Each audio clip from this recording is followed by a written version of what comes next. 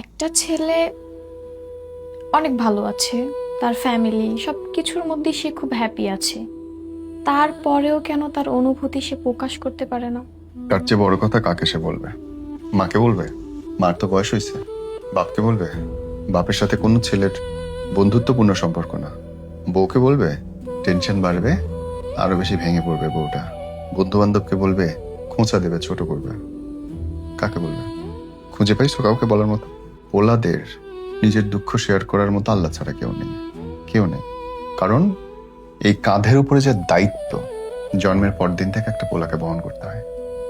আর মেয়েদের পায়ে শুধু নুপুর থাকে।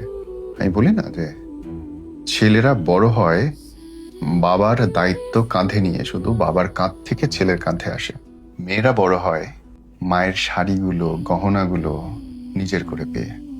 মা যে শাড়ি পরতো তুমি আর সেই শাড়ি পরছো, মা যে গহনা গলায় দিত তুমি আর সে গহনা গলায় দিছো। ছেলেটা পারবে বাপের ঋণ শোধ করতে যাইতে হবে? বাপের জুতো নিচে ক্ষয় হয়ে গেছে, ওটা পরা যাবে না। বাসা ভাড়া, বিদ্যুৎ বিল জোগাড় করতে হবে। একটা ছেলে কার কাছে গিয়ে বলবে? এই জন্য দেখবা 35 থেকে 45 সবচেয়ে বেশি ছেলে মারা যায় হার্ট স্ট্রোক করে। প্রত্যাশা, দায়িত্ব, চাপ, এবং এই জ্বালা থেকে বের হওয়ার জন্য এদের পাশে কেউ থাকে না। অসহায় লাগে, জানো, আমার ছেলে মানুষদের অসহায় লাগে। শালা গাধার মতো খেটে মরতেছে, দুনিয়াতে তার কোনো সম্মান নেই।